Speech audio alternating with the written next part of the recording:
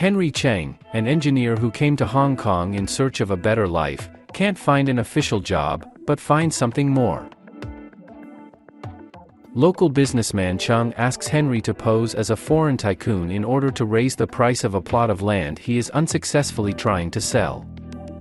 The scam succeeds only because of Henry's sudden talent for improvisation, and on the wave of success he and Chong become partners. Years later, Henry surpasses his employer by founding one of Hong Kong's most powerful business empires. However, it is a big bubble, and Inspector Lau, a principled investigator from the Anti-Corruption Committee, takes on the task of bursting it. In the early 90s, Hong Kong filmmakers were very fond of filming crime retro dramas about the rise and fall of the sharks of big business, of course, always dishonest, dirty and built on blood. For example, in 1991 the crime drama Lee Rock broke into the top 10 box office leaders.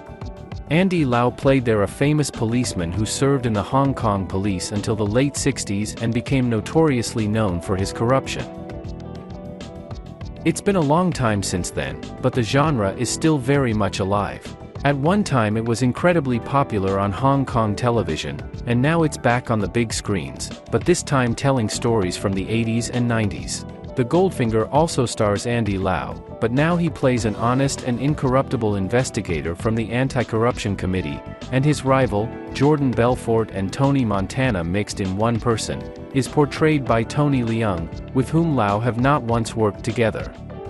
In particular, they have already played rivals in the cult thriller Infernal Affairs, which was written, by the way, by Felix Chong, director and screenwriter of The Goldfinger.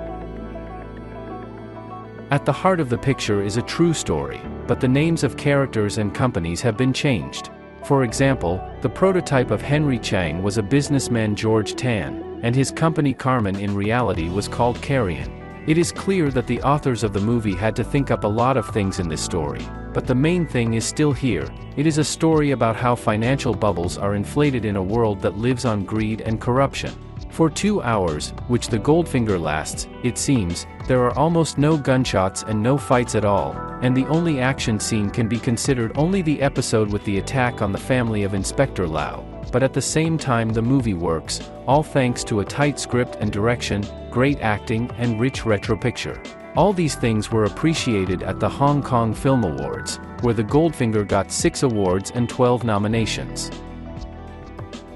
All this is not the coincidence. The film cost in the production of a phenomenal 350 million Hong Kong dollars, and every penny invested by producers went into the frame. However, whether Chong made a masterpiece for all time is too early to say. It is very strong dramaturgically and flawless technically, but still quite innovative biopic, which seems to lack uniqueness and some creative search to really catch on. On the other hand, great things are seen at a distance, and such movies are better appreciated in retrospect. In 10 or 20 years, when the wave of passable flicks will subside, the real cinema will remain standing. And it is quite possible that The Goldfinger will pass the test of time with flying colors.